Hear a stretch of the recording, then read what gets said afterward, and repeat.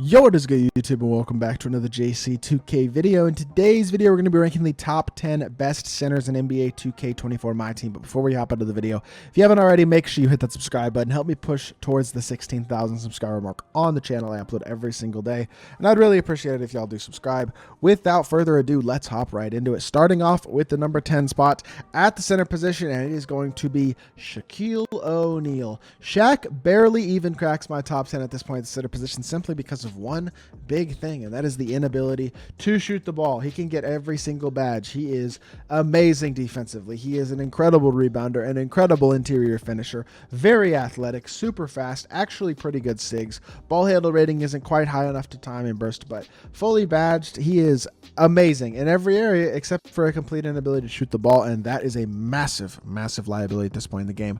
Really stagnates your offense a lot, which is why he is only at number 10, and is also the reason that Wilt is only at number 9. Pretty much the exact same card. Really, in all honesty, Wilt is a slightly better free throw shooter than Shaq, which is the main reason that I give him the edge. Also, he gets a defensive take base instead of Shaq, who gets slashing take base. So that is a plus as well for Wilt, I would say. I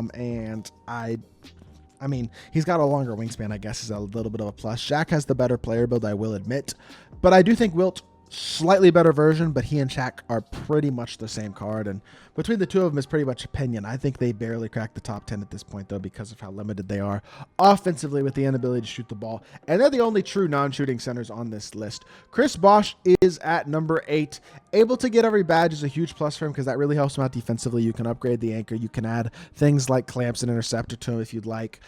Shooting-wise, he is quite solid, and you can add a limitless range to him, increase his range. Finishing-wise, pretty good speed, decent dunker, not incredible for a center, but not too bad. Definitely stretches the floor at a high level, though. Pretty great rebounder, pretty good interior defender, especially with the upgraded badges. It's going to be very solid and release-wise. It's not insane, but the ability to stretch the floor at the level that he can is still very useful, and I still think he is very good as an all-around card, despite having been out for almost 2 full seasons now.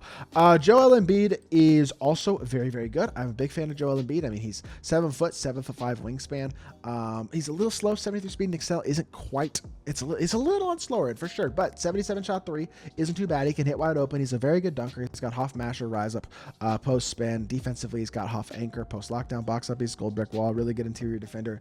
Very big at 7 foot. I mean, he will compete on the interior against the best interior bigs in the game on both ends of the court, and he stretches the floor pretty well. I just wish he was a little more athletic. He feels kind of slow at times. 73 speed, and you can feel the 73 speed. He probably feels like the slowest player on this list, and I think he is the slowest player on this list as well, to be fair. Chet Holmgren comes in at number 6 for me. Chet's biggest flaw by far at the center position is simply the fact that his strength is so low. 48 strength is not what you like to see, and that results in him sometimes getting absolutely destroyed on the glass and like drop step to death and stuff. But shooting wise, he is elite. In every other way, he is very good defensively. He's elite on the perimeter, or on the interior, I should say. Pretty decent on the perimeter, and very big and long.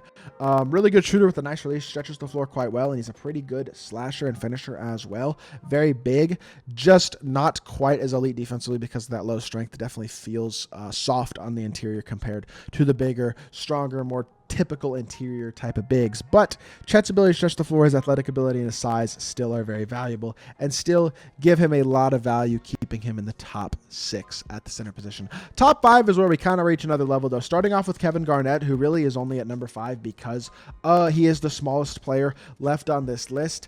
He shoots the ball well. Playmaking wise, he is not exceptional, doesn't have the high ball handle rating, but defensively, he's very good.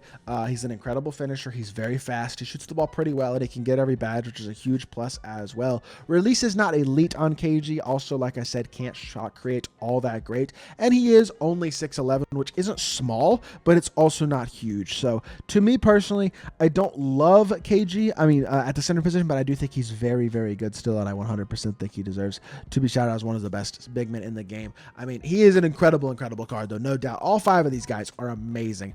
Speaking of, number 4 is Kareem, who, I mean, a lot of people are still starting, and it's still a top-tier card. Incredible dominant interior big who, even with only a 63 ball, 62 3-ball, you had a shoe, you had a coach, like a Mike D'Antoni, for example, and you'll get that up into the high 60s. You can add a couple shooting badges like catch and shoot to him, and its release is pretty smooth and easy to green, so you're going to knock down pretty consistently with him once you get his release down.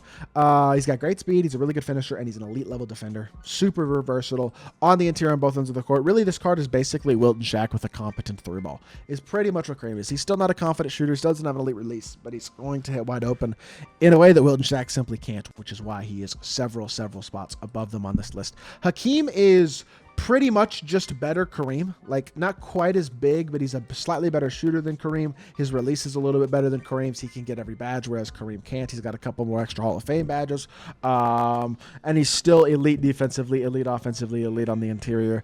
Really, the only advantage Kareem has over Hakeem is the size and the player build by an inch or two, but at the same time, Hakeem does obviously come more complete and more loaded as a total card in terms of his completeness, in terms of his badges. He's an incredible finisher. He's an incredibly versatile elite option at the center position, and he does stretch the floor better than Kareem, especially when you consider the fact that you can add other shooting badges and things to him as well.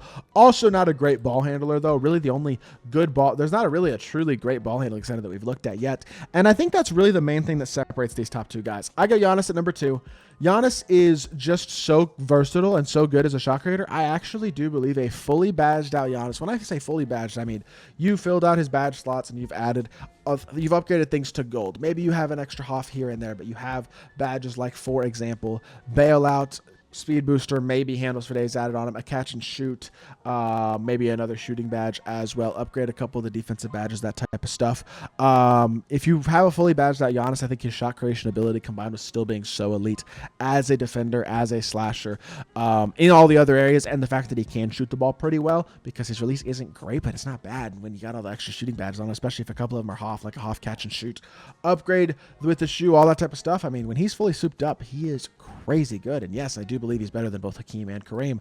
But the best shooter in the game is D-Rob for a combination of things. Number 1, I think he's got the best release of anybody in the top 5. Number 2, he has the best shooting stats and badges of anybody in the top 5. A fully badged Giannis or Kareem or Hakeem or KG will have better badges, but not better stats.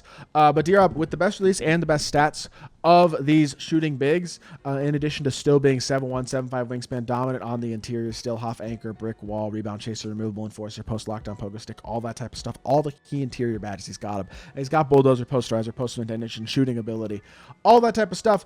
With a shoe and with Mike D'Antoni, he can also timing burst, which gives him the playmaking ability as well that is super duper valuable. And I think is the other thing that separates him from a Hakeem, a Kareem, and a KG, which is why David Robinson currently, in my opinion, is the best center in the game, and Giannis is number 2, despite Hakeem, Kareem, and KG all being as good as they are. As a whole, the center position had pretty clear 2 tiers, though, top 5 and then everybody else. But let me know what y'all think of my list in the comment section down below. And if you did enjoy the video, make sure you hit that like button, leave a comment, and subscribe. I'll be back with more 2K content very, very soon, and I appreciate y'all. Peace.